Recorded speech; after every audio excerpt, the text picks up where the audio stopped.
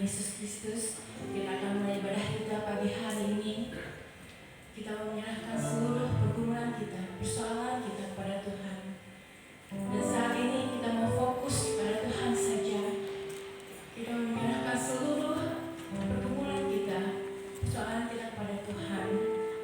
Apapun itu, kita yakin dan percaya Tuhan pasti tolong kita. Hanya Dia satu-satunya penolong kita. Haleluya. Terima kasih Tuhan. Terima kasih Yesus. Terima kasih Bapa. Kau baik. Sungguh teramat sangat baik. Haleluya. Haleluya. Haleluya. Mari Bapak Ibu Saudara kasih Tuhan, kita mau saat itu sejenak kita mau mengucap syukur kepada Tuhan Allah kita untuk berkat-berkat Tuhan sepanjang minggu ini sampai hari ini. Kita masih diberi kesempatan untuk datang pada Tuhan. Terima kasih Tuhan. Terima kasih Yesus. Haleluya. Haleluya. Haleluya. Haleluya. Kami bersyukur Tuhan. Kami bersyukur Bapa untuk setiap berkat-berkat-Mu Tuhan. Tiada berkesudahan kasih setia-Mu Tuhan. Tak pernah habis-habisnya rahmat-Mu Tuhan. Selalu baru setiap hari, setiap pagi. Bapak kami bersyukur nafas baru pagi ini Tuhan. Terima kasih untuk kesempatan yang indah ini Tuhan. Kami boleh ada di tempat ini bukan karena kuat dan gagah kami Tuhan, tapi karena Engkau yang menuntun kami di tempat ini Tuhan. Untuk kami boleh bersama-sama memuji dan besarkan nama-Mu Tuhan. Karena Engkau Bapa yang sungguh teramat sangat baik.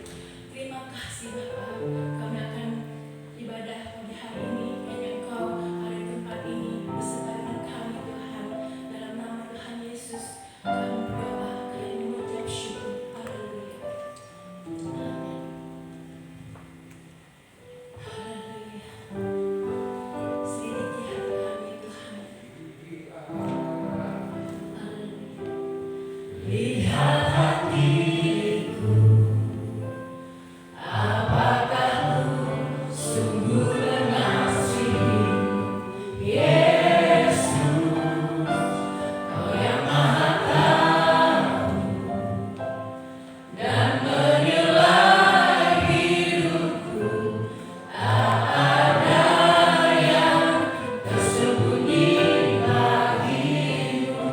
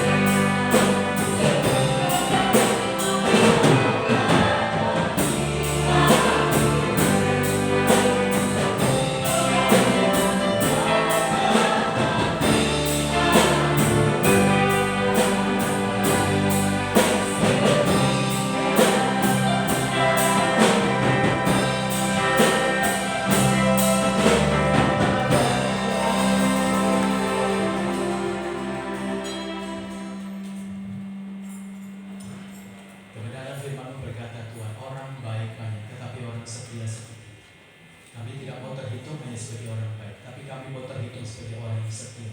Seperti Engkau setia kepada kami, seperti Engkau setia dalam panggilan sampai mati di atas kayu salib. Kami berterima kasih kalau Engkau memberikan kepada kami satu DNA yang tidak dapat diberikan oleh dunia ini, yaitu DNA untuk kami setia kepada Tuhan, DNA untuk kami setia kepada panggilan yang Tuhan berikan kepada kami, DNA untuk kami setia mengabdi kepada Tuhan, DNA untuk kami setia mencintai dan mengasihi Tuhan, DNA untuk kami selalu melayani Tuhan. Terima kasih Engkau memberkati kami dengan satu anugerah yang luar biasa, yaitu sifat dan karakter Allah itu sendiri. Kami berdoa Tuhan, secara khusus ketika kami beribadah hari ini, kami sedang menyiapkan hati kami, roh kami, seluruh kehidupan kami, untuk kami persembahkan ke hadapan Bapa kami di surga, Raja di atas segala raja.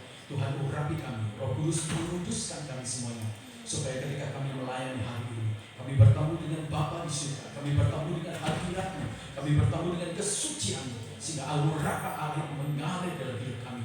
Dan Tuhan, Engkau berkenan atas kegiatan ibadah kami ini, karena menjadi sesuatu yang menyenangkan hati. Terima kasih mengurapi satu persatu yang terlibat di dalam pelayanan, dan kami memeteraikan ibadah ini jadi di dalam nama Allah Bapa, Allah Anak, Allah Roh Kudus, di dalam nama Tuhan Yesus Kristus kami berdoa. Haleluya. Amin. Haleluya, puji Tuhan. Ada sukacita? Amin. Aduh, masih lemas. Ada sukacita? Amin. Haleluya. Saya dan Bapak Ibu berdiri, kita mau bersama-sama memuji rasakan nama Tuhan. Ku diberi kuasa.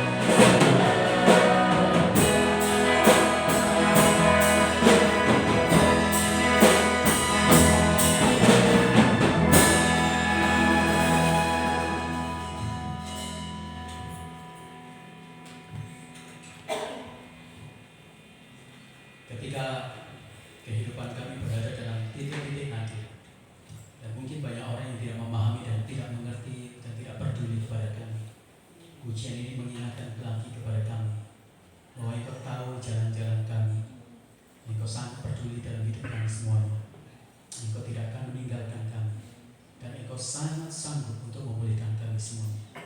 Ini menjadi satu kekuatan bagi kami, untuk kami terus bergantung kepada Tuhan, untuk kami terus mempercayakan hidup kami kepada Tuhan, untuk kami terus melakukan iman kami kepada Tuhan. Teruslah Engkau berkarya di hidup kami seluas-luasnya. Teruslah Engkau berkarya dalam hidup kami Tuhan sepuas-puasnya. Karena satu yang kami tahu, ketika Engkau berkarya dalam hidup kami, Engkau tidak pernah bermain-main dan sembrono untuk hidup kami, tapi Engkau akan rancang dengan rancangan yang sempurna dan indah. Kami mengucap syukur pagi ini karena kami boleh memuji memuliakan nama Tuhan, dan kami akan diberkati oleh firman-Mu. Tuhan memberkati renungan firman ini. Urapi Roh Kudus supaya kami yang bodoh ini tahu tentang apa yang Tuhan inginkan dalam hidup kami. Kami percaya bahwa firman akan terus-menerus memberikan perubahan-perubahan. Seperti firman berkata, kami akan bersih oleh firman itu, dan kami akan dibersihkan terus-menerus, supaya pada akhirnya kami akan berbuah lebat di hadapan Tuhan, menyenangkan hati Tuhan, dan menyatakan satu identitas ketika kami berbuah banyak, bahwa kami adalah murid-murid Tuhan. Terima kasih ya Tuhan. Dalam nama Tuhan Yesus Kristus yang berdoa. Haleluya. Amin. Ya salam Bapak Ibu yang kasih dalam Tuhan. Mari kita akan membuka di dalam Filipi pasal yang pertama ayat yang ke-25 sampai ayat yang ke-26. Filipi pasal yang pertama mulai ayat yang ke-25 sampai ayat yang ke-26. Saya akan membacakan buat Bapak Ibu semuanya. Filipi pasal yang pertama ayat yang ke-25 sampai 26.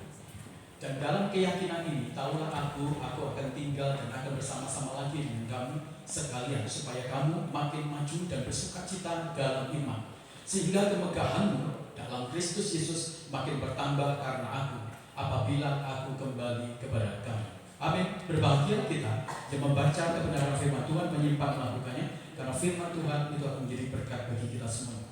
Bapak Ibu yang terkasih di dalam Tuhan, kalau kita membaca secara khusus dan secara universal tentang kitab Filipi ini, surat Filipi ini, maka kita akan mendapatkan satu hal yang luar biasa dari kehidupan Paulus. Bagaimana tidak dia menjadi seorang yang sangat luar biasa ketika dari hidupnya itu dibuat menjadi pahit oleh banyak orang, oleh musuh-musuhnya, dan dia bukan karena salah dia masuk dalam penjara, dan bukan karena dia berdosa, dan bukan karena dia berbuat jahat dia masuk di dalam sebuah penderitaan, dalam kesengsaraan, di dalam penjara.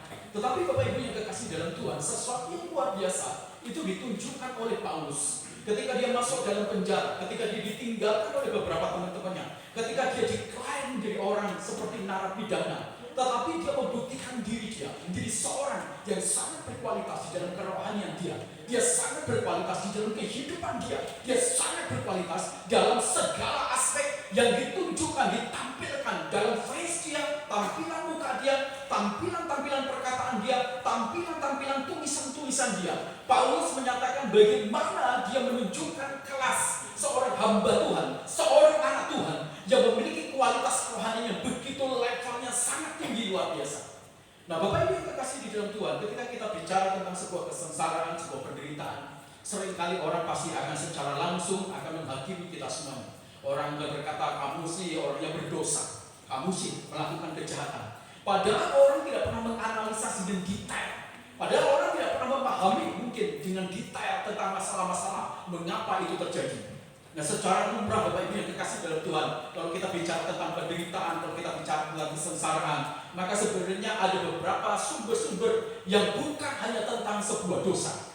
Ada orang yang menderita, ada orang sengsara ini karena pekerjaan-pekerjaan si jahat dalam hidup dia. Itu sebabnya maka iblis melakukan pencobaan-pencobaan seperti yang dialami oleh Ayub.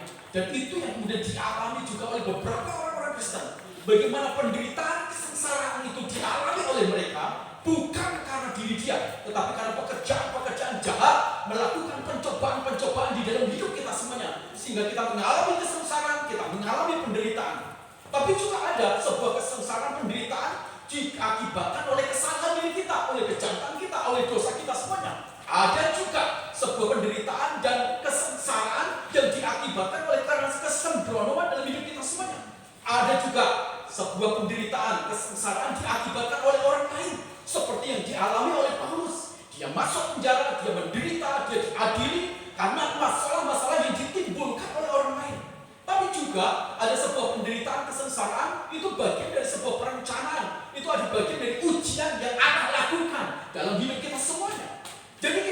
bisa mengklaim, kita tidak bisa kemudian memberikan justification, penghakiman kepada seseorang yang sedang menderita, seseorang yang mengalami kesengsaraan, dan kita berkata, kamu sih orang yang berbuat dosa. Tidak seperti itu, tidak semudah itu. Kita mengklaim, kita menghakimi, kita menjustifikasi seseorang untuk ketika dia menghadapi masalah-masalah itu semuanya.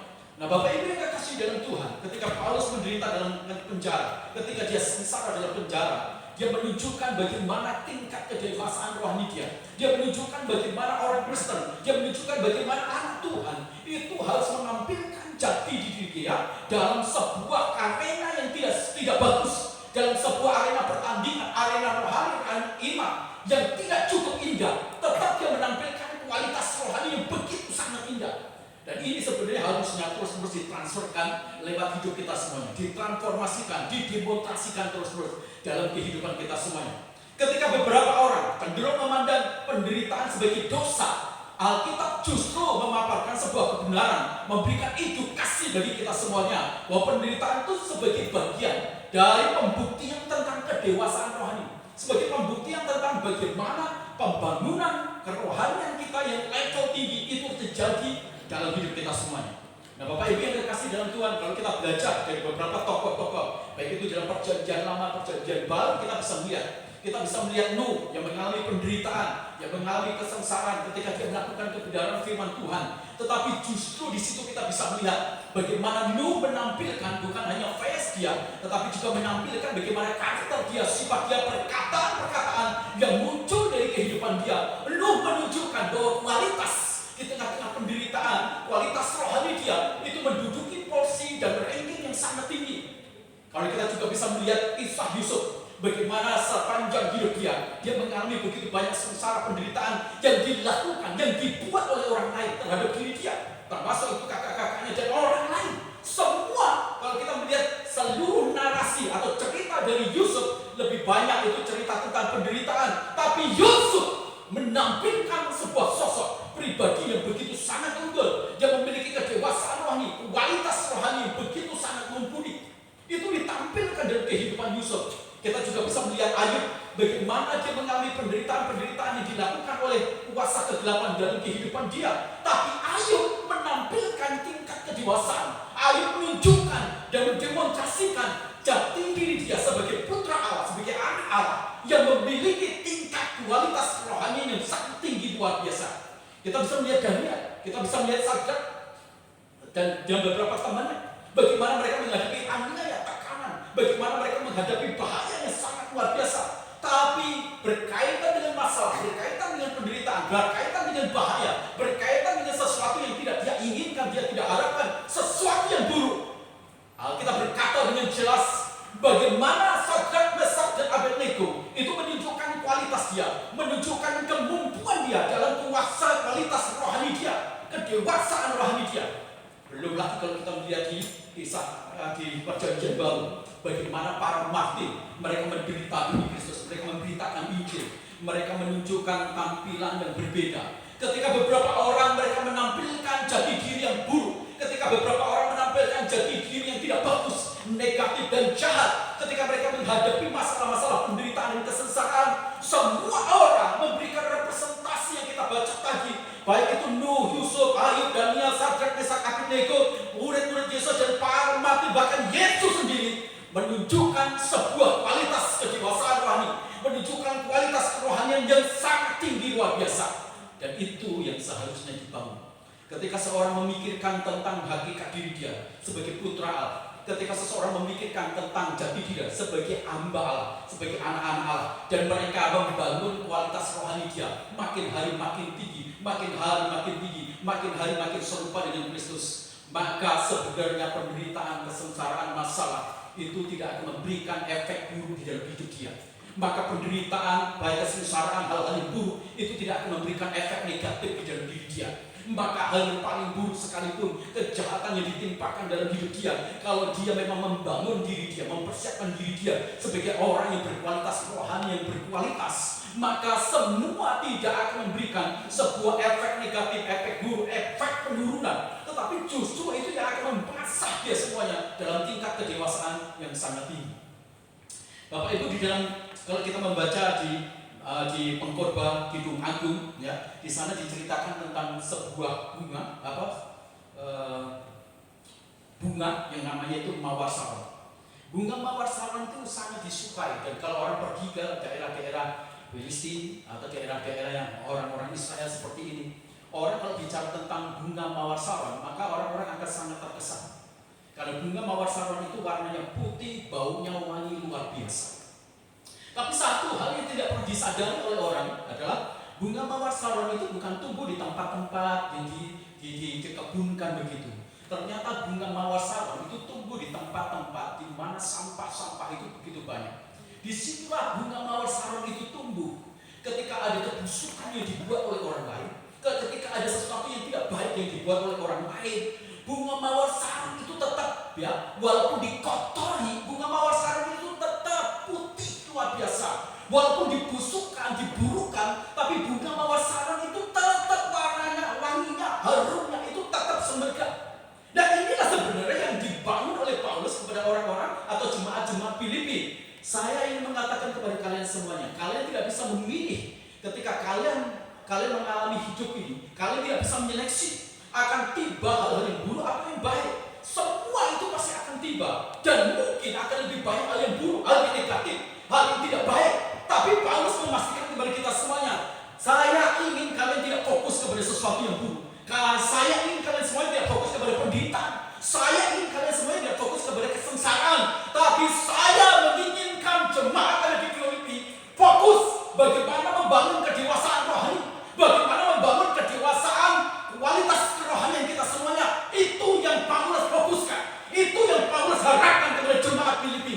Dan kalau kamu bisa membangun dirimu dan jadi orang Kristen yang berkualitas dalam rohani dan kedewasaan rohanimu, gak peduli bagaimana orang lain berbicara tentang sesuatu yang buruk, tidak peduli bagaimana orang lain menciptakan, merancang sesuatu yang jahat, gak peduli. Tapi kalau kau mendesain dirimu menjadi dewasa dalam rohani, dewasa di dalam iman, dewasa di dalam karakter Kristus, dan menjadi orang rohani yang berkualitas, maka semuanya tidak akan menjungkir balikan dan membuat buruk, tapi akan membuat kita menjadi baik luar biasa.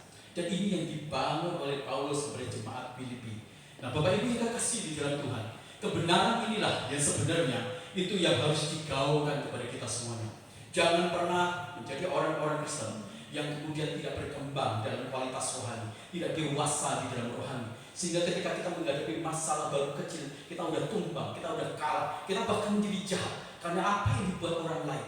Kita nggak boleh begitu.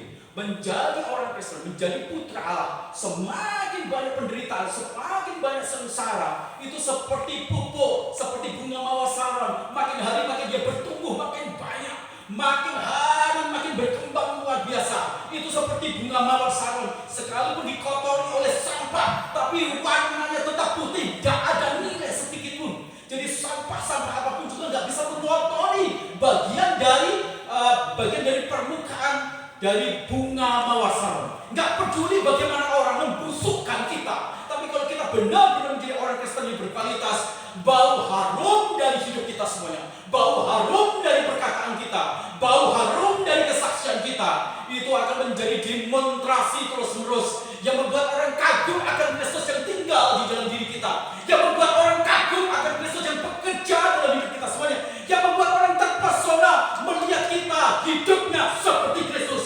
berlaku seperti Kristus, berespon seperti Kristus, bertindak seperti Kristus, mendemonstrasikan nilai-nilai kerajaan Allah jauh lebih kuat dibandingkan dengan nilai-nilai kerajaan neraka. Nah, Bapak Ibu yang terkasih dalam Tuhan, ini yang betul-betul memberkati saya secara khusus. Nah, bagaimana kita bisa memastikan bahwa kita ini adalah orang-orang yang bertumbuh di dalam kualitas rohani kita? Bagaimana kita memastikan bahwa kita ini adalah orang-orang yang bertumbuh dalam kedewasaan rohani kita?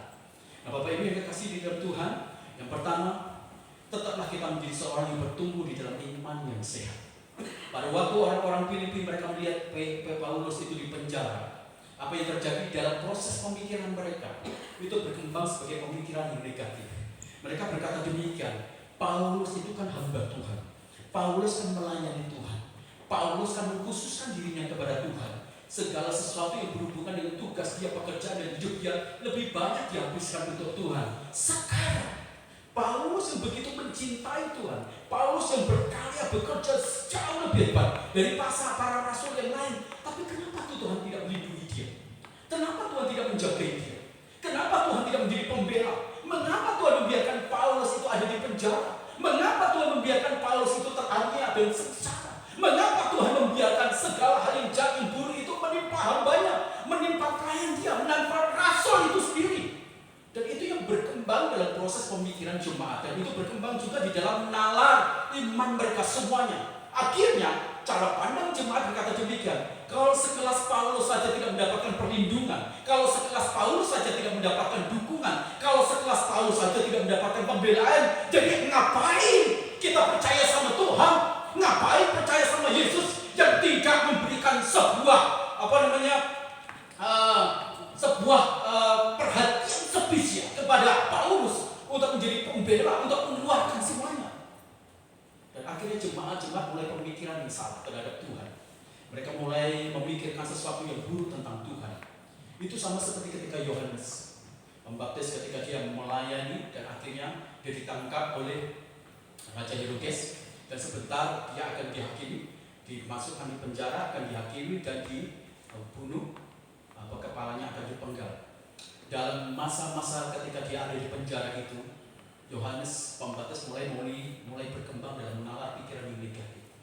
Dia mulai mempertanyakan apakah Yesus itu adalah Mesias. Dia mulai mempertanyakan apakah Yesus itu memiliki kuasa, apakah Yesus itu peduli kepada saya, apakah Yesus itu benar-benar akan membawa saya itu menikmati sesuatu yang baik.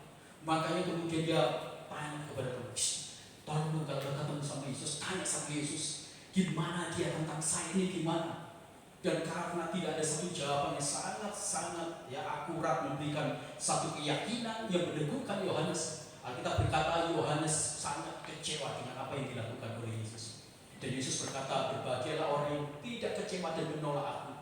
Nah, kalau kita sudah berkembang dalam pemikiran iman yang tidak sehat, maka kita pasti akan kecewa dan menolak Tuhan. Sama seperti orang-orang Filipi, ketika dia melihat kehidupan Paulus yang begitu buruk, Paulus yang menderita, Paulus yang ada dalam penjara, cara berpikir dia, analogi pikiran dia mulai berkembang. Jadi kalau gitu kita menyembah Tuhan yang tidak punya kekuatan, kita menyembah Tuhan yang tidak sanggup, kita menyembah Tuhan yang tidak punya kepedulian, kita menyembah Tuhan yang tidak bisa menjadi pembela, kita menyembah Tuhan yang tidak memiliki simpati dan empati yang tinggi. Dan itu yang ada dalam benak jemaat Filipi. Nah, Paulus melihat ini, dia katakan ini salah. Orang yang bertumbuh di dalam kualitas rohani dia yang sehat, orang yang bertumbuh dalam kedewasaan rohani yang sehat, orang itu harus memahami dengan konsep yang benar, dengan iman yang benar tentang Tuhan, tentang penderitaan, tentang sesara, tentang bagaimana hal-hal yang berkaitan dengan pekerjaan dan karya Tuhan. Orang harus punya dan membangun dengan benar konsep iman dasar dia. Nah, Bapak Ibu, ini yang dibangun oleh Paulus, dan Paulus menguatkan kepada jemaat. Kalau kita membaca di Filipi, Paulus menguatkan jemaat. Tidak demikian cara berpikirnya, tidak demikian iman kita bekerja, tidak demikian iman kekristenan kita. Semakin kita berada dalam tempat-tempat yang tidak bagus, semakin kita berada di tempat-tempat yang tidak indah, semakin kita sengsara, semakin kita menderita. Ingatlah baik-baik, semua itu mengerjakan sesuatu yang baik, semua itu mengerjakan sesuatu yang hebat, semua itu mengerjakan sesuatu yang sangat dalam dalam hidup kita semuanya. Bapak Ibu yang terkasih dari Tuhan, bagaimana kita memahami dan menciptakan dan membangun diri kita menjadi orang Kristen yang berkualitas rohani kita, dewasa kita. Tetapkan iman kita itu menjadi iman yang sehat. Pahami bahwa setiap penderitaan, pahami bahwa setiap kesengsaraan dalam hidup kita semuanya, itu sebenarnya harus membawa kita pada satu konsep yang benar. Yesus itu masuk dalam tingkat kemuliaan yang sangat tinggi. Dia lewat penderitaan. Penderitaan mengerjakan sebuah kemuliaan. Penderitaan itu mengerjakan sesuatu yang baik. Emas tidak akan pernah menjadi emas yang murni. Emas tidak akan pernah menjadi emas yang mahal harganya. Emas tidak akan menjadi yang dicari. Emas tidak akan menjadi emas yang berkilauan kalau dia tidak ada dapur perapian, kalau dia tidak ada dalam penderitaan, kalau dia tidak ada dalam kesengsaraan. Seperti itulah juga kehidupan kekristenan kita. Kita tidak akan pernah mulia, kita tidak akan pernah cemerlang, kita tidak akan pernah berkilau, kita tidak akan pernah punya harga yang sangat tinggi dan nilai yang sangat tinggi kalau dalam dapur penderitaan, dapur sengsara kita tidak memahami dalam konsep iman yang benar. Kalau kita tidak memahami dalam konsep kebenaran yang betul-betul benar, otentik, kita pasti akan jatuh, pasti akan kecewa. Beberapa orang-orang Filipi Mereka menjadi kecewa karena melihat penderitaan dari Paulus. Mereka melihat tidak adanya pembelaan dari Tuhan. Mereka melihat bahwa Tuhan itu sama sekali tidak berkarya. Apakah benar bahwa Allah tidak berkarya dari Paulus, kehidupan Paulus? Wow, no. Tuhan memang tidak berkarya dalam hal-hal yang spektakuler, tapi Tuhan berkarya dalam hal-hal yang luar biasa. Apa yang dikerjakan Tuhan, apa yang dilakukan Tuhan dalam kuasanya tidak membuat Paulus memang keluar dari masalah, tapi membuat Paulus menjadi hebat, bertahan, dan dia kuat luar biasa menghadapi masalah. Itulah pekerjaan Tuhan yang dilakukan dalam hidup Paulus. Dan murid-murid tidak bisa melihat. Kebanyakan dari konsep kekristenan kita hanya melihat aspek dari permukaan, aspek dari perwujudan yang tampil di permukaan. Jadi kalau Tuhan itu mengasihi saya, jadi kalau Tuhan itu peduli kepada saya, kalau saya punya masalah, mujizat dong, pembelaan dong. Tidak demikian yang dilakukan. Tuhan tidak ingin membuat kita menjadi kanak-kanak. Orang dewasa tidak membutuhkan mujizat. Orang dewasa tidak membutuhkan hal-hal spektakuler. Orang dewasa membangun konsep iman dia dalam hal-hal yang benar. Orang kanak-kanak membutuhkan mujizat. Orang kanak-kanak membutuhkan hal-hal yang spektakuler. Orang dewasa tidak demikian. Karena orang dewasa, dia akan membangun diri dia dalam konsep iman yang benar. Dia memiliki kekuatan kuasa dari Tuhan untuk bertahan dalam masalah, untuk menang dalam masalah, tidak menjadi kecewa dalam masalah, tidak menjadi buruk terhadap masalah, tidak menjadi jahat dalam masalah, tidak menjadi turun dalam masalah. Itu yang dilakukan Tuhan. Jauh lebih hebat apa yang dilakukan Tuhan dibandingkan dia hanya mempertontonkan hal spektakuler di mukjizat, tapi tidak mengalami perkembangan signifikan dalam sifat, dalam karakter, dalam ketergantungan kepada Tuhan, dalam imannya. Makanya Bapak Ibu, inilah kekristenan. Saya cukup sedih ketika kita menjadi orang-orang Kristen yang terus-menerus menjadi kanak-kanak. Selalu dalam masalah meminta Tuhan, tolong saya Tuhan. Tuhan berilah mujizat-Mu. Tuhan berilah supaya ada demonstrasi kuasa-Mu yang hebat. Enggak salah. Tapi terus-menerus kita meminta itu menyatakan jati diri kita sebagai seorang kanak-kanak. Orang-orang yang kuat, orang-orang dewasa, orang-orang rohani. Dia tidak banyak membutuhkan mujizat. Kalau Bapak Ibu membaca dari Kisah Rasul pasal pertama, kedua, ketiga, keempat, kelima, keenam, Bapak Ibu akan mendapatkan begitu banyak tampilan mujizat. Bagaimana Tuhan melakukan mujizat, bagaimana Tuhan melakukan spektakuler. Tapi di ayat-ayat setelah itu Pak, Tuhan berhenti, tidak ada mujizat. Kenapa? Di bagian pasal pertama, kedua, ketiga, keempat, kelima, keenam itu Tuhan membangun mereka semuanya supaya mereka kemudian mengenal siapa Tuhan dia. Tapi dalam pasal-pasal selanjutnya Tuhan tidak lagi melakukan itu, tapi Tuhan mendidik mereka semuanya menjadi orang yang memiliki pemahaman iman, konsep iman, mendidik mereka semuanya bertumbuh berkualitas menjadi orang dewasa. Orang dewasa nggak takut dengan masalah, orang dewasa nggak takut dengan apapun yang buruk. Orang dewasa bertahan dan kuat, dia akan memenangkan masalah. Tetap bertahan dalam masalah, tetap bertahan di dalam semua hal, percaya kepada Tuhan di tengah-tengah segala keburukan. Itu memang membutuhkan kualifikasi sebagai orang dewasa. Bapak Ibu membutuhkan kualifikasi sebagai orang dewasa. Jadi orang-orang yang kecewa seperti Yohanes Pembaptis, sekalipun dia melayani Tuhan, itu akan kemudian menunjukkan sisi-sisi dari ketidakpertumbuhan dia sebagai manusia rohani. Paulus dia berkata kepada jemaat Filipi, jangan engkau melihat hanya faktual permukaan saja. Engkau hanya melihat aku ada di penjara, engkau melihat aku sepertinya terkurung, engkau hanya melihat aku sengsara, engkau melihat aku menderita. Jangan lihat itu. Tapi kamu belum pernah melihat apa yang ada dalam diriku dari dalam. Bagaimana pekerjaan kamu mengerjakan aku bisa setia, aku bisa bertahan, aku bisa bersyukur, aku tetap tenang, aku tetap setia, aku tidak mempersalahkan itu semuanya, aku tidak terprovokasi menjadi buruk, aku tidak terprovokasi menjadi turun. Ini jauh lebih hebat daripada demonstrasi mujizat, jauh lebih hebat. Kenapa? Karena itu yang akan membuat kita semuanya menjadi orang yang sangat mulia, sangat ditinggikan, sangat diagungkan.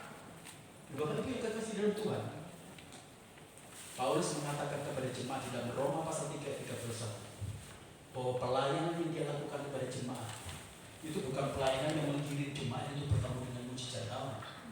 Pelayanan yang dibawa dia bukan pelayanan yang membawa jemaat Tuhan yang kemudian hanya berputar kepada karunia-karunia. Tidak.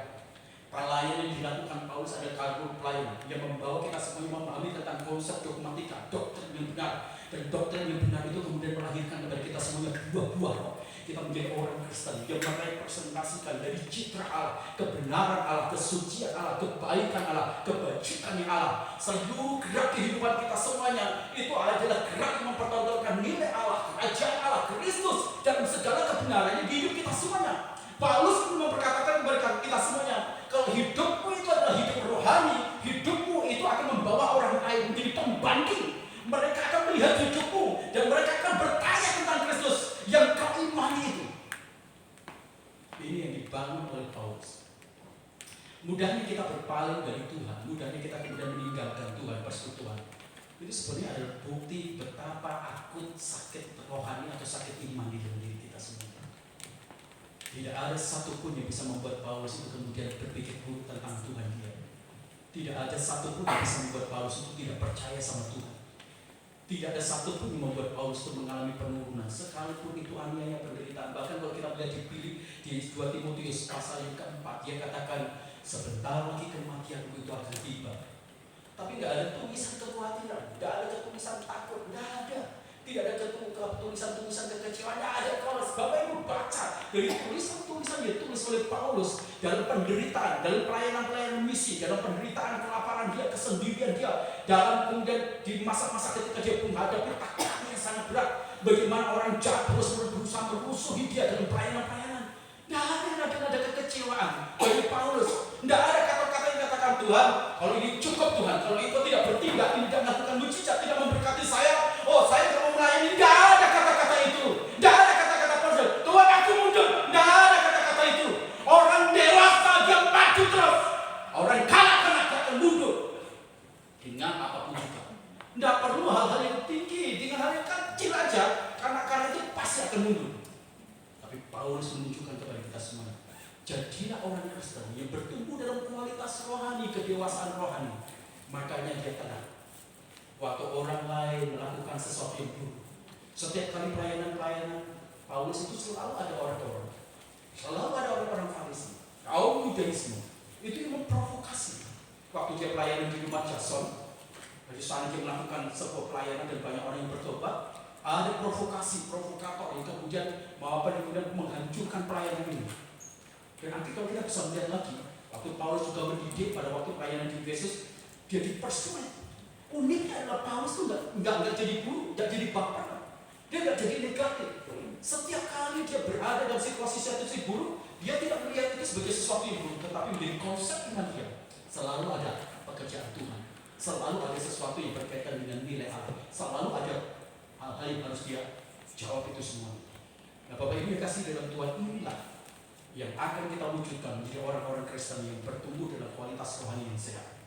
Di dalam Roma pasal 4, 19-20, di sana diceritakan Bapak Ibu, ketika Abraham sudah usianya tua dan dia tidak memiliki sebuah kemungkinan untuk dia bisa melahirkan anak, melahirkan keturunan.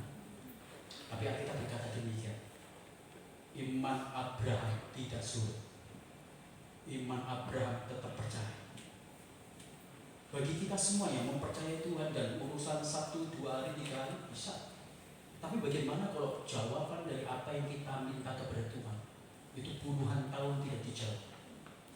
Masihkah kita bisa percaya sama Tuhan yang kembali?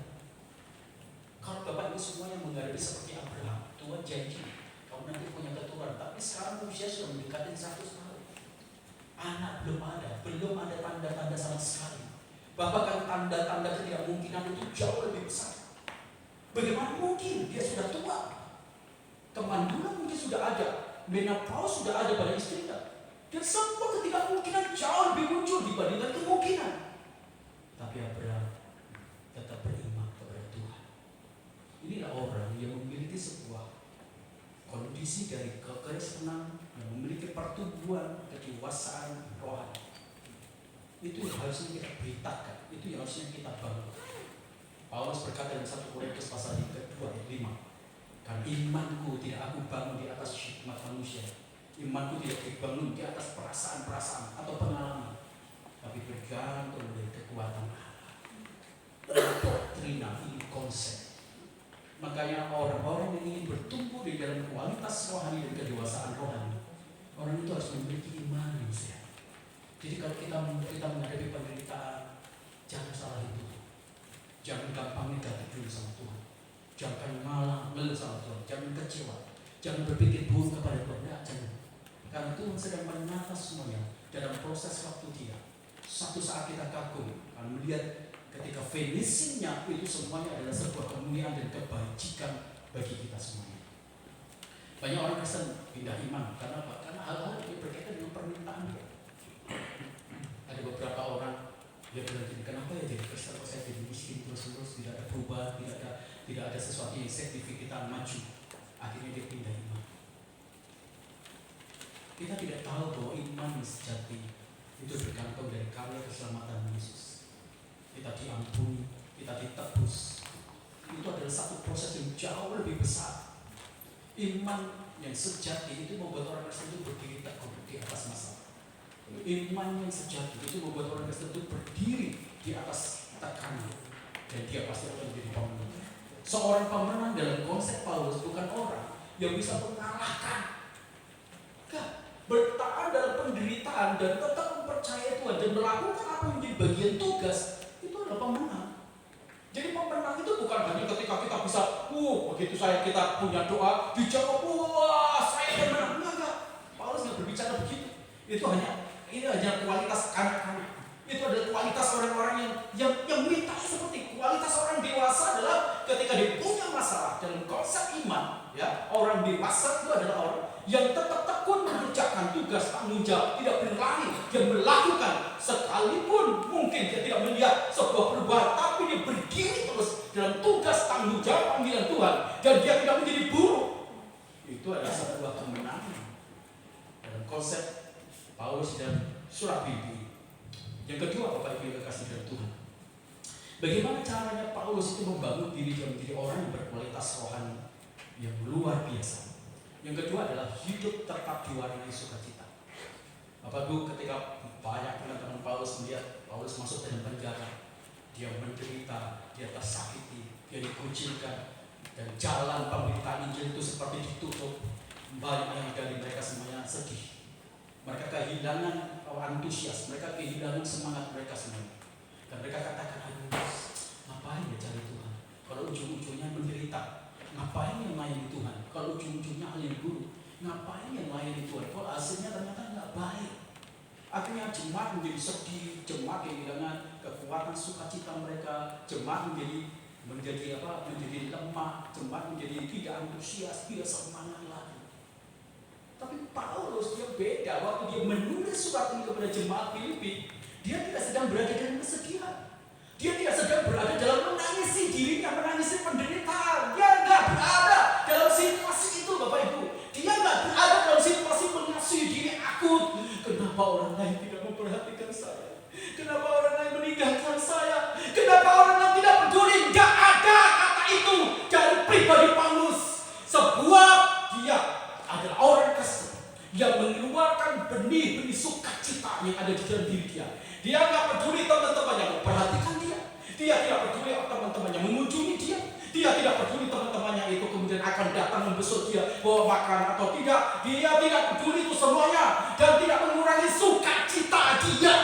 Sekalipun dia sendirian ditinggalkan, ada teman dia yang namanya Dimas, dia pelayan yang bersama-sama dengan dia, tinggalkan dia dalam keadaan dia ada di penjara. Dia tidak marah. Dia tidak kemudian menghakimi. Dia tidak cerita kepada orang lain. Itu Dimas ini seribu enggak. Paulus tidak lakukan itu semuanya. Paulus lebih membangun sukacita yang ada dalam diri dia. Orang lain tidak peduli, dia tetap sukacita. Orang lain meninggalkan dia, dia tetap bersukacita. Orang lain tidak perhatikan dia, dia tetap bersukacita. Ini yang luar biasa.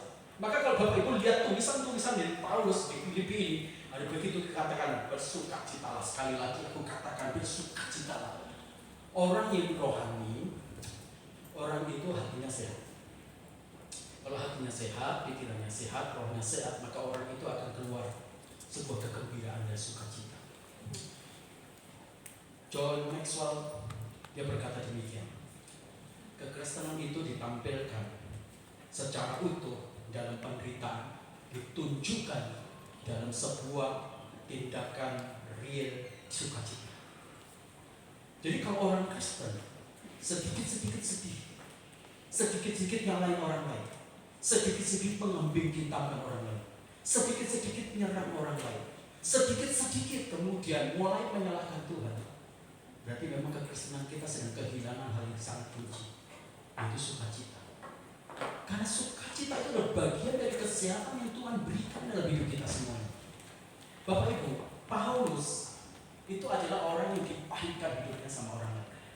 Paulus itu adalah orang yang dilukai hidupnya orang lain. Dari pakar-pakar psikologi berkata demikian. Orang yang cenderung disakiti, maka orang itu juga akan cenderung menyakiti orang lain. Orang yang dilukai, orang itu juga akan cenderung melukai orang lain. Ada satu contoh yang sangat real dalam kehidupan kita. Misalnya ada seorang sodomastik atau orang yang melakukan perbuatan sodom. Itu dia melakukan sesuatu yang buruk kepada anak-anak. Anak-anak yang disodomi oleh seseorang sodom, maka orang yang disodomi ini dia akan cenderung menjadi pelaku juga yang mengulang melakukan yang buruk juga kepada anak yang lain. Jadi kalau orang itu kesakiti atau tersakiti, dia cenderung untuk menyakiti orang lain. Orang yang terluka, orang itu akan cenderung untuk melukai orang lain. Cenderung untuk melukai orang lain. Paulus itu berada dalam situasi itu, Bapak Ibu. Tapi dia katakan, oke, saya tidak mau untuk melukai. Saya memang dibuat pahit oleh hidup orang lain. Saya memang dilukai hidup saya oleh orang lain. Tapi saya tidak akan memaikan orang lain. Saya tidak akan melukai orang lain. Maka Paulus memilih dia mengambil kekuatan sukacita di dalam Kristus. Paulus memilih dia sehat di dalam pikiran, roh, jiwa, dan hatinya. Maka Paulus berkata kepada jemaat-jemaat Filipi yang sedang kehilangan gairah antusias, yang sedang kehilangan sukacita, kegembiraan dalam Tuhan. Sekali lagi aku katakan kepada kamu, bersukacitalah. Bersukacitalah di dalam Tuhan. Sekali lagi aku katakan, bersukacitalah. Bersukacitalah di dalam Tuhan. Itu yang membuat kita menjadi orang Kristen yang tumbuh di dalam kedewasaan rohani kita semuanya. Wah, ini keren.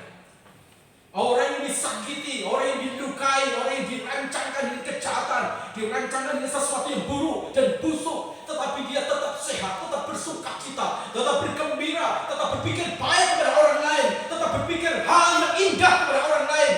Wah, ini luar biasa. Inilah pertumbuhan dari seorang yang memiliki kualitas kedewasaan rohani. Saya senang Bapak Ibu, kata sukacita itu sama saja dengan pengucapan syukur ternyata, yaitu eucharistia. Eucharistia itu dibentuk sebagai kata io, itu merupakan satu tindakan-tindakan begini. Io itu artinya gini, sesuatu yang indah. Io itu kata-kata sesuatu yang indah. Jadi kalau orang itu bersukacita, artinya di dalam hatinya, di dalam pikirannya, di dalam hidupnya, di dalam mulutnya, itu hanya punya keindahan. Jadi dia nggak bisa ngomong sesuatu yang buruk atau yang jelek, nggak bisa. Kalau eucharistia itu karena hatinya itu indah, maka yang keluar dari hatinya itu indah. Karena mulutnya indah, maka yang keluar dari mulutnya itu indah. Pikirannya itu indah, karena itu semua yang keluar dari pikirannya itu indah. Paulus bilang gini, aku ini diciptakan dalam Kristus Yesus untuk melakukan kebaikan yang sudah direncanakan sebelumnya. Jadi Paulus tahu kalau aku diciptakan dalam Kristus, aku ini indah, pikiranku indah, perkataanku indah, hatiku indah. Maka nggak mungkin aku mengeluarkan perbendaharaan yang tidak indah. Maka nggak mungkin aku mengeluarkan pikiran yang tidak indah. Maka nggak mungkin aku mengeluarkan perkataan yang tidak indah. Nggak mungkin, sebab aku ini adalah orang yang indah. Itulah eucharistia. Itu juga berkata bukan hanya tentang yang indah, tentang hal yang baik. Jadi Paulus sudah sadar. Dia katakan demikian, aku ini baik, diciptakan dalam Kristus Yesus untuk mengerjakan sesuatu yang baik. Jadi Paulus tahu, aku ini baik, pikiranku baik, hidupku baik, hatiku baik, jiwaku baik, rohku baik, mentalku baik, perkataan-perkataan dalam mulutku juga baik. Ini yang keren dari Paulus. Waktu dia berkata kepada jemaat Filipi, jangan begitu. Kamu harus dikuasai oleh sukacita, supaya pikiranmu sehat, rohmu sehat, jiwamu sehat, mentalmu sehat. supaya seluruh kehidupan menjadi sehat. Wah, keren. Inilah orang-orang yang bertumbuh di dalam tingkat kedewasaan rohani. Jangan jadi orang Kristen yang lebay. Maaf, kalau ngomong-ngomong saya sakit, jarang ada yang mengunjungi. Tapi saya tenang. Saya tidak mau terprovokasi. Kenapa? Karena saya tahu jemaat juga punya pergumulan, masalah-masalah yang banyak. Ada seorang anak Tuhan itu datang kepada saya ngomong gitu, Pak, kadang orang-orang Kristen itu lebay. Kok bisa, Pak? Ya, coba lihat orang Buddha. Lihat orang-orang Buddha datang ke tempat jemaat. Enggak, yang datang itu jemaat ke orang Buddha, ke suhunya, ke biksu. Belum pernah ada namanya biksu itu datang ke rumah. Bapak Ibu, dia bilang, Pak, coba lihat Ustaz. Pernah datang Ustaz, datang doanya, yang datang itu jemaahnya itu datang. Saya mikir, ya juga ya. Kadang-kadang kita terlalu lebay jadi orang Kristen, terlalu cengeng, terlalu mengasihi diri berlebihan. Kalau Paulus bisa lakukan itu, dia adalah orang yang bisa lakukan. Tapi dia tidak mau. Dan dia tahu bahwa kekuatan dia menjadi hamba Tuhan, kekuatan dia dalam kedewasaan itu didapati dari kekuatan sukacita, kegembiraan. Aku ini baik, maka pikiranku baik, hatiku baik, tingkah lakuku baik, hatiku dan semuanya itu baik dan puas semua. Ayo, saya senang sekali dengan apa yang dilakukan oleh Paulus, mengajari diri jemaat Filipi konsep apa? Konsep mental jiwa rohani yang sedang sakit dibaharui oleh Paulus. Kalau kita bisa melihat Bapak Ibu bagaimana tulisan dari penggembalaan Paulus, dia menyatakan tulisannya itu sangat berbobot, sangat indah, jauh dari tulisan-tulisan hal-hal yang buruk. Semuanya itu membangun, semua yang menyehatkan, semua yang memperbarui, semua membawa kemajuan. Kalau kita membaca tadi katakan, aku ingin supaya kehadiranku dan keadaanku itu membawa kamu kemajuan beri kemajuan. Itu luar biasa. Bagi Paulus, sukacita itu bukan suasana hati. Sukacita itu bukan situasi, tapi sukacita itu adalah karakter. Bagi Paulus, sukacita itu adalah karakternya Kristus. Jadi kalau sukacita itu, Bapak Ibu, kalau sukacita itu suasana hati, kan suasana hati kita fluktuatif. Kalau kita lagi diberkati, senangnya. Tapi kalau kita punya masalah, suasana hati kita turun. Kalau kita punya dapat berkat, senang, gembira, wajah kita menyatakan satu sukacita. Tapi kalau nggak ada, lonjong semua. Sukacita bukan itu. Sukacita itu bukan luapan emosi. Sukacita itu adalah posisi kita semua. Sukacita itu bukan tampilan emosi, bukan. Sukacita itu posisi saya sebagai orang di pasar.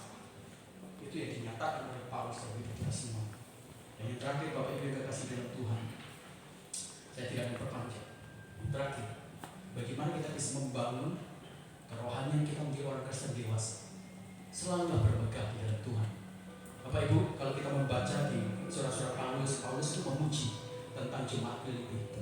Jemaat Filipi adalah jemaat yang baik, murah hati. Dia menjadi penolong. Waktu Paulus bilang di jemaat di Yerusalem mereka sedang mengalami kekurangan, dia memotivasi dan banyak hal itu, Bapak Ibu.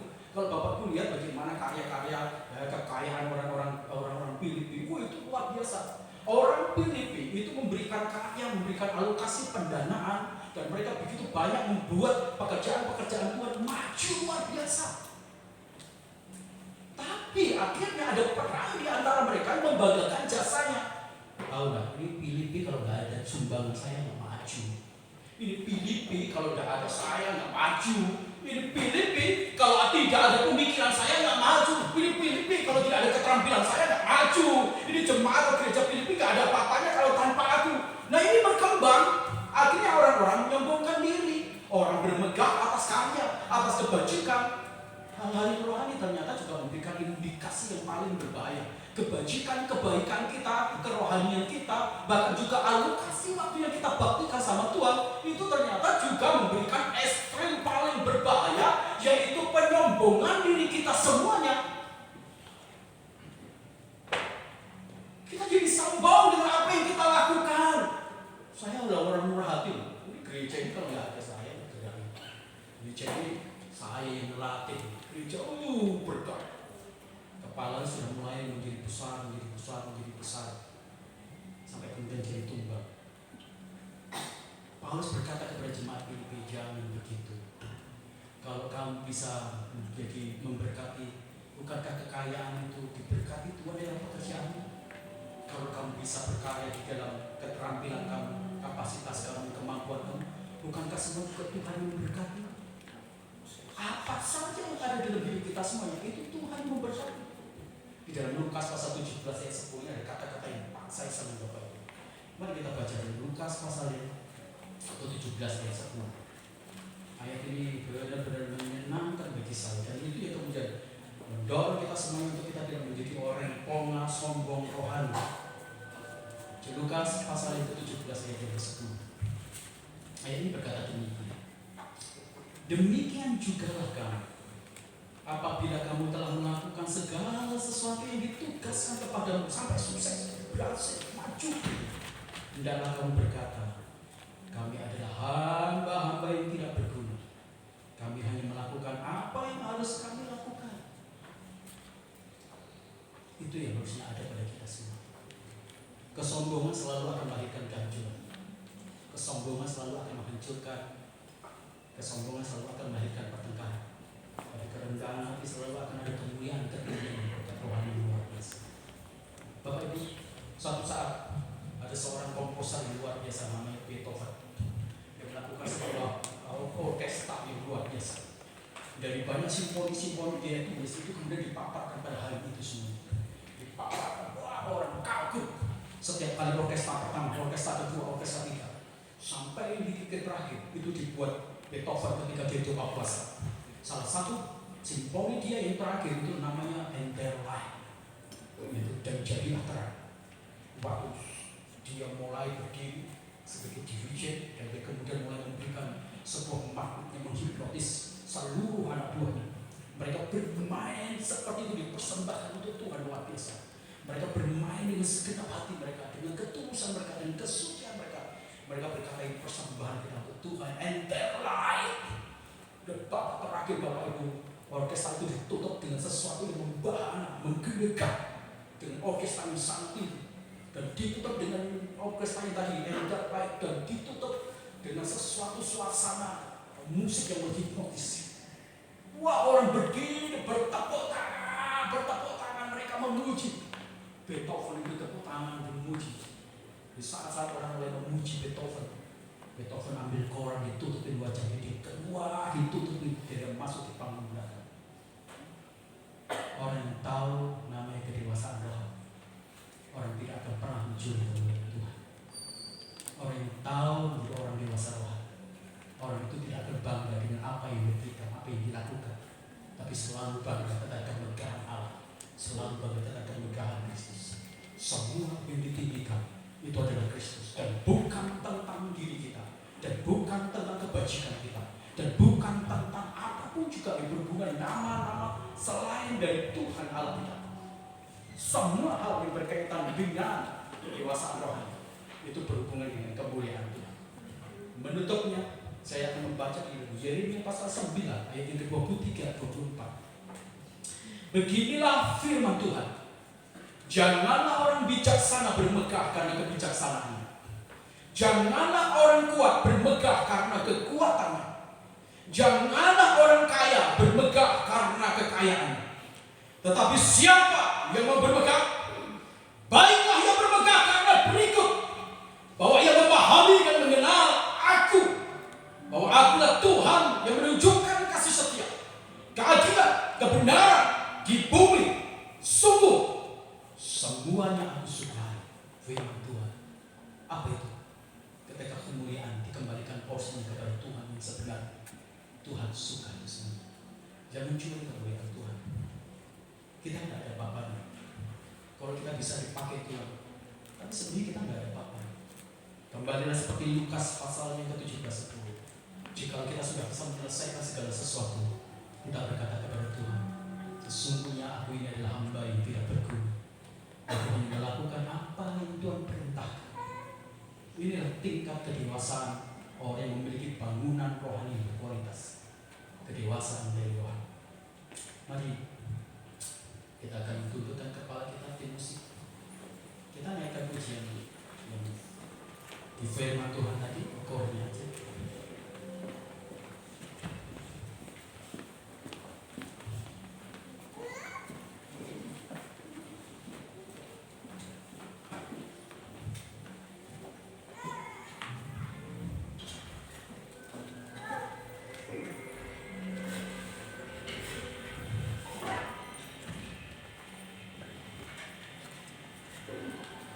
Ukurnya aja.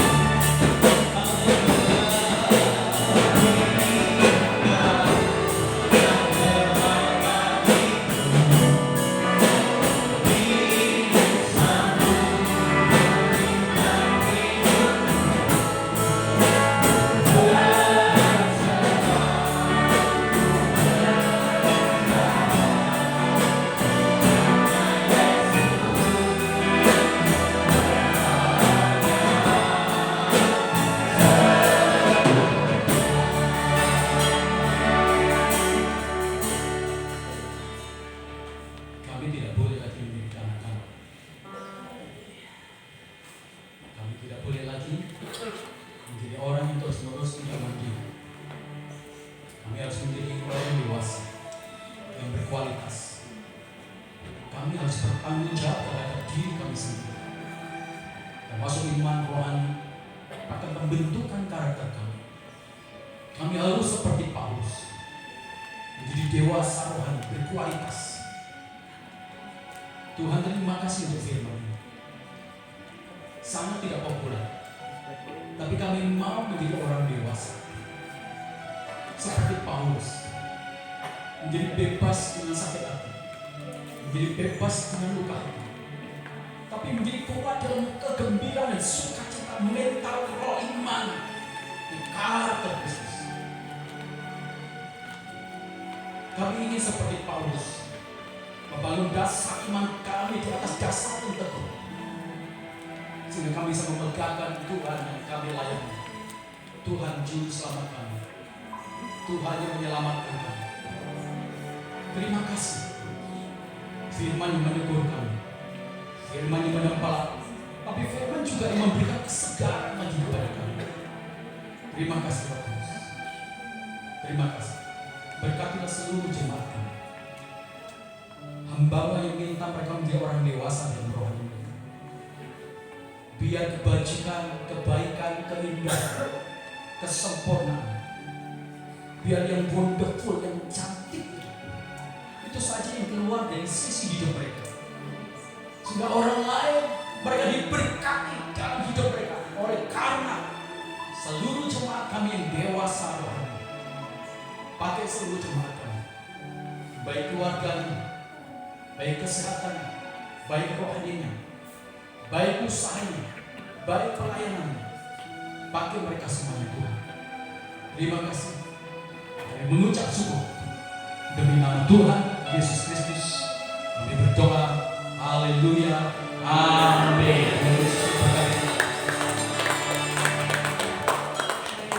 Terima kasih bagaimana firman-Nya.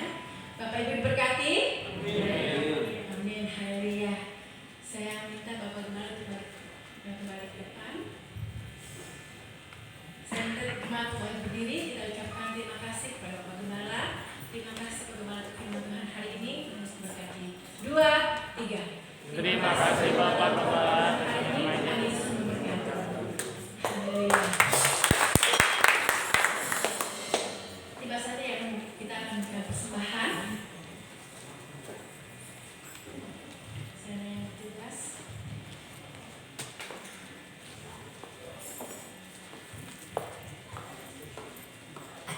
Pak kemudian berdoa.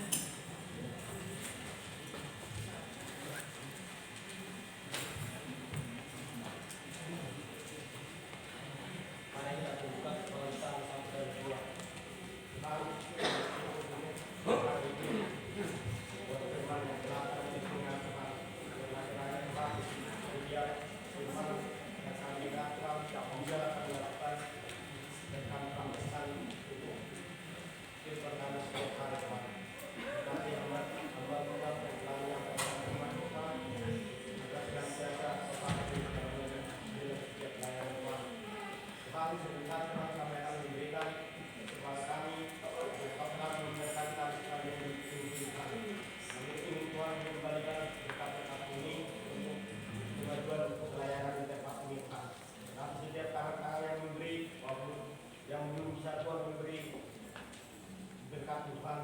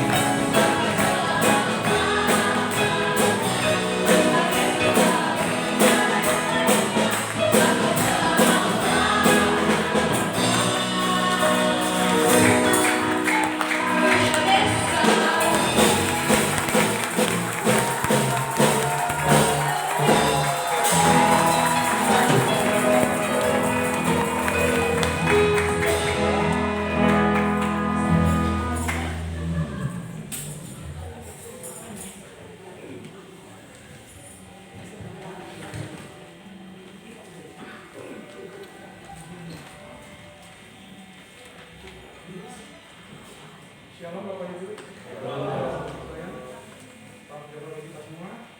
Waktu jemaat minggu ini, pertama kami mengucapkan terima kasih kepada hamba-Nya Bapak Yai Surte telah menyampaikan firman minggu ini. Biarlah kiranya firman yang disampaikan boleh menjadi kekuatan dan bekal bagi kami di depan. Kiranya Tuhan juga memberkati Pastor Yohanes dalam pelayanannya, keluarganya, serta segala apa yang menjadi rinduannya Tuhan memberkati. Kami juga mengucapkan selamat datang pada jemaat-jemaat yang baru pertama kali hadir. Mungkin ada di antara Bapak Ibu sekalian yang baru pertama kali hadir. Silakan bagi berdiri. Tidak ada. Baiklah, kiranya kita semua menjadi jemaat Tuhan yang setia. Selanjutnya untuk acara MTK minggu ini diliburkan untuk Senin tanggal 27 sampai dengan Selasa 27-28 ada retreat remaja di Labuan Ratu. Dan untuk Senin acara dunia 2000. Selanjutnya Rabu tanggal 29 Juni ada paguyuban di Bapak Andi, ujian oleh Ibu Adriana, firman Tuhan oleh Ibu Mary, dan doa oleh Bapak Jajah. Untuk Kamis 30 Juni doa puasa, ujian dan penyembahan pukul 16 sampai dengan 17.30 di Pastori. Sabtu tanggal 1 Juli 2022 ibadah pemuda dan remaja di Pastori pukul 16 waktu Indonesia Barat dan persiapan ibadah pukul 18 waktu Indonesia Barat. Mohon dukungan doa jemaat semua untuk rencana retret remaja dan baptisan di Pantai Pelabuhan Ratu pada Senin dan Selasa 27 sampai 28 Juni 2022 dan juga sekolah minggu mengadakan rekreasi liburan sekolah di Cimori dari Riren pada Selasa 5 Juni 2022. Juga kami memohon dukungan doa untuk kerinduan kita memiliki tempat ibadah yang permanen. Dan terima kasih untuk setiap persembahan semua jemaat dari itu persembahan sepuluhan, persembahan syukur, misi, diakonia, dan pembangunan gereja. Tuhan memberkati. Juga dari itu kami mengucapkan terima kasih kepada seluruh jemaat yang telah terlibat dalam pelayanan, baik itu WL, pemain musik, LCD, dan juga Tuhan Yesus memberkati. Kami mengucapkan selamat ulang tahun bagi Bapak Ibu sekalian yang berulang tahun di bulan ini. Yang pertama, saudari Mas Marcella tanggal 2 Juni, selamat ulang tahun. Lanjutnya kepada Pastor Yohanes yang berulang tahun di tanggal 17 Juni kemarin. Selamat ulang tahun Pastor Yohanes, Tuhan Yesus memberkati. Selanjutnya Anda Karis pada tanggal 20 Juni dan Ibu Dede tanggal 21 dan terakhir Ananda Yaspis pada tanggal 26 Juni yang akan datang.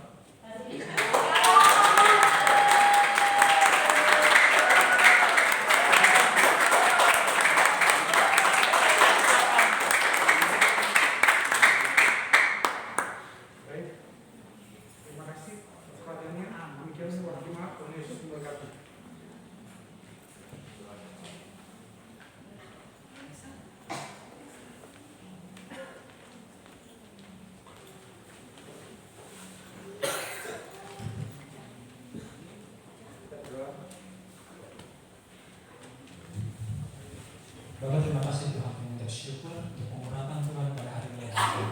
Dari awal hingga akhirnya ibadah kami ini Tuhan. Terima kasih untuk kemudahan firman-Mu yang sudah disampaikan oleh hamba-Mu ya Bapak. Kiranya Tuhan, Engkau semakin mengurapi hamba-Mu ya Bapak. Biar dalam pelayanannya dan visi misinya Tuhan Kau berkati ya Bapak. Berkati juga Tuhan setiap kami yang mendengar dan dengar ya Bapak. Didik kami Tuhan, ajar kami Tuhan agar kami mampu menangkap setiap rema dan setiap firman-Mu ya Bapak. Kami yakin dan percaya Tuhan. Setiap kami menangkap prema dari Engkau ya Bapak, kami ada terobosan-terobosan yang luar biasa bagi kami ya Bapak. Terima kasih Tuhan. Pada pagi hari Tuhan kami bersatu hati ya Bapak. Kami menyerahkan retret remaja yang akan berangkat besok pagi ya Bapak. Kiranya Tuhan Kau menolong, menyertai mereka ya Bapak, agar sampai di tujuan yang selamat tanpa maksud apapun ya Bapak. Tutup bungkus Tuhan kendaraan, bahkan supir yang akan mengantar mereka ke sana ya Bapak. Ya Tuhan, acara retret ini Tuhan boleh sesuai dengan rencananya Bapak. Dan juga biar Tuhan melalui baptisan semakin lebih mengasihi Engkau ya Bapa. Terima kasih Tuhan, kami juga menyerahkan Tuhan rencana sekolah minggu Tuhan yang akan rekreasi ke Cimory nanti ya Bapa. Kiranya Tuhan kau juga menolong ya Bapa. Setiap dana, kendaraan, bahkan cuaca yang terbaik juga Engkau turut campur tangan ya Bapa. Kami juga Tuhan berdoa menyerahkan jemaat Tuhan yang hadir pada saat ini ya Bapa. Engkau memberkati Tuhan mereka dalam keluarga mereka, kesehatan mereka Tuhan. Bahkan usaha mereka ya Bapa, yang berjualan, yang bekerja Tuhan, yang beternak, yang bertani, Tuhan kau memberkati mereka semuanya. Dan juga pada saat ini Tuhan kita dapat hadir ya Bapa. Yang saat ini sedang sakit Tuhan, kiranya Tuhan kau melawat mereka, kau jamah Tuhan. Berikan kepada mereka Tuhan kesembuhan total di pada Engkau ya Bapa. Yang tidak dapat hadir mungkin karena suatu pergumulan, suatu permasalahan, ingatkan mereka Tuhan, ingat Tuhan Yesus solusi bagi mereka ya Bapa. Terima kasih Tuhan, terima kasih kami menyerahkan segala evidence ini tentang kasih-Mu ya Bapa. Engkau memberkati hotel ini Tuhan. Biarlah Tuhan, hotel ini hari lepas hari boleh semakin ramai dikunjungi ya Bapa. Dengan banyak tamu-tamu yang akan mengisi setiap kamar yang kosong ya Bapa. Berkati Tuhan pemilik hotel ini ya Bapa. Berkati setiap pekerjaan juga ya Bapa. Berikan mereka Tuhan kerendahan hati dalam melayani setiap konsumen ya Bapa. Kami juga Tuhan berdoa Tuhan, menyerahkan Tuhan setiap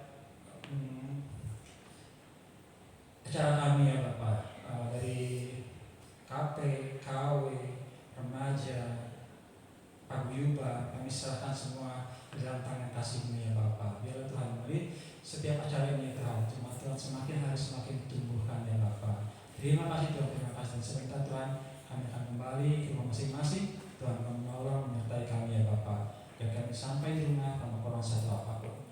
Dan nama Tuhan kami Yesus kami berdoa. Haleluya.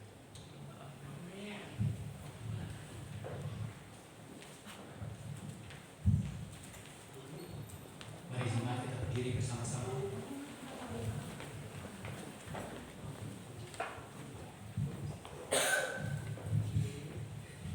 Terus akan duduk kembali. Mungkin ada pengumuman dari pemuda-pemuda.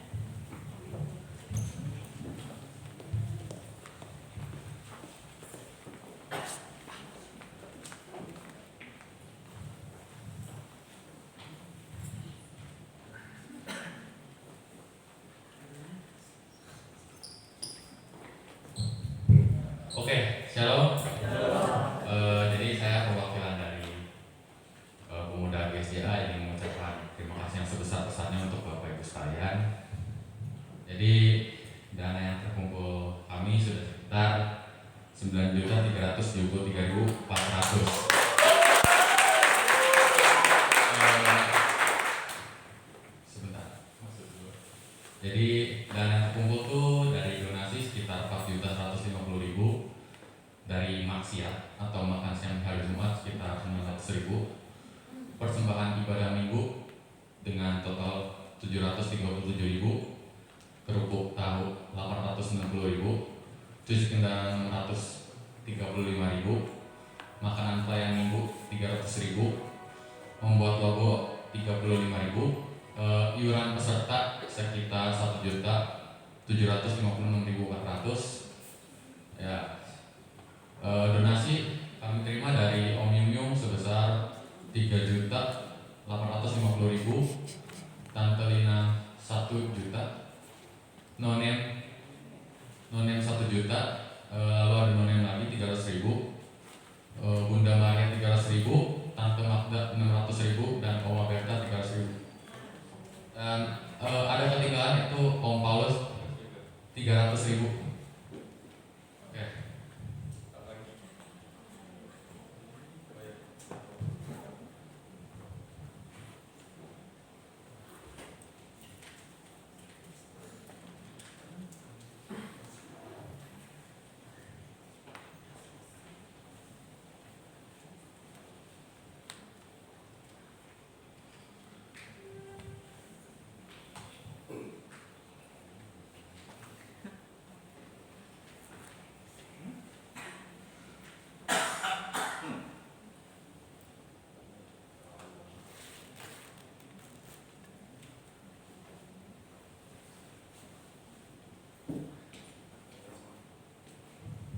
Oke, jadi rundown-nya itu dimulai dari Senin 27 Juni 2022. Jadi dari titik kumpul jam jadi dari jam 4 dari jam setengah 5 sampai jam 5 itu berkumpul. Lalu dari jam 9 sampai dari jam 5 sampai jam 9 berangkat ke Pelabuhan Ratu. Dari jam 9 sampai setengah 10 itu snack. Dari jam setengah 10 sampai jam 10 pembagian kamar. Dari jam 10 sampai setengah 12 ibadah pembukaan. Dari jam setengah 12 sampai jam 12 penyampaian aturan dan kegiatan-kegiatan berikutnya. Lalu dari jam 12 sampai jam 1 itu makan siang. Dari jam 1 sampai jam 3 ada game kelompok outdoor. Lalu dari jam 3 sampai jam setengah 4 ada snack. Dari jam setengah 4 sampai jam 6 ada aktivitas bebas. Lalu dari jam 6 sampai setengah 7 itu kegiatannya mandi.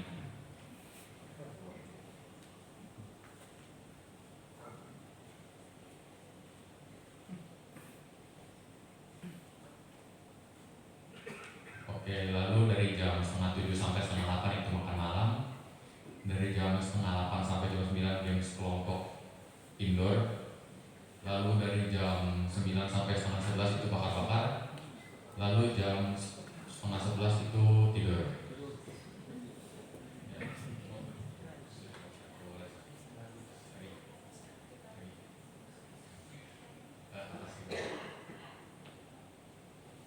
Oke, dari jam setengah 5 sampai jam 5 itu siap-siap bangun tidur dan saat duduk bersama. Dari jam 5 sampai 5.45 ada acara saat teduh. Dari 5.45 ke jam 6 ada penyampaian aturan dan kegiatan-kegiatan berikutnya. Lalu dari jam 6 sampai jam 7 ada jalan-jalan pagi dan mandi. Dari jam 7 ke jam 8 ada makan pagi. Dari jam 8 ke jam 10 ada ibadah KKR. Dari jam 10 dan jam 11 ada pembaptisan. Dari jam 11 ke jam 12 mandi. Dari jam 12 ke jam 1 makan siang. Lalu dari jam 1 ke jam 2 siap-siap pulang. Dan yang terakhir ada ibadah penutupan di jam 2 dan jam 4.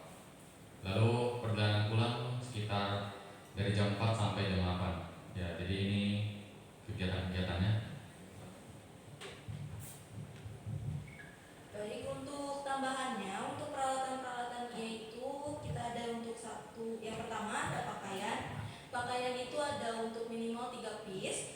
Lalu bawa sendal, obat-obatan pribadi khususnya yang mempunyai penyakit bawaan, seperti asma atau alergi. Terus membawa alat mandi pribadi, membawa alkitab, membawa jaket, membawa plastik untuk pakaian. Lalu membawa peralatan pribadi juga, lalu membawa kolektan, lalu membawa selimut. Untuk selimut itu tidak diharuskan, bagi yang kurang nyaman mungkin nanti boleh membawa selimut. Lalu diwajibkan untuk membawa raket nanti ke sana. Lalu boleh kalau misalkan ada yang mau membawa snack pribadi boleh. Terus untuk peraturan-peraturannya itu diusahakan tidak membawa barang-barang yang berunsur warna hijau. Lalu tidak membawa pakaian berwarna biru dan hijau. Lalu diharap membawa obat seperti tadi. Diharap menggunakan pakaian tidur khususnya untuk perempuan. Diharap menggunakan pakaian tidur yang bercelana, ya jangan yang berrok. Menggunakan rok maksudnya. Terus diharap juga untuk yang ikut nanti berpartisipasi ke Pelabuhan Ratu membawa baju berwarna nude. Terus nude itu berwarna coklat. Sekian, terima kasih. Oke, jadi untuk laporan keuangan pemuda itu oke, dari yang langsung laporan keuangan aja. Oke, dari laporan pengeluaran kendaraan 2 hari sudah termasuk dengan bensin sekitar 3.500.000, penginapan villa harga 2 hari dan 1 malam itu 1.500.000, makan sudah termasuk makan berat dan snack 3 juta, hadiah untuk games 3 pemenang 250, obat-obatan P3K 200.000, Jadi untuk total pengeluaran untuk sementara yaitu 8.450.000. Oke, jadi sekian yang bisa kami sampaikan. Terima kasih untuk Bapak Ibu, Om, Tante, Kakak semua yang sudah membantu kegiatan kami. Semoga Tuhan Yesus membalas berkali lipat. Saya Exo dan tim pamit undur diri. Tuhan Yesus memberkati.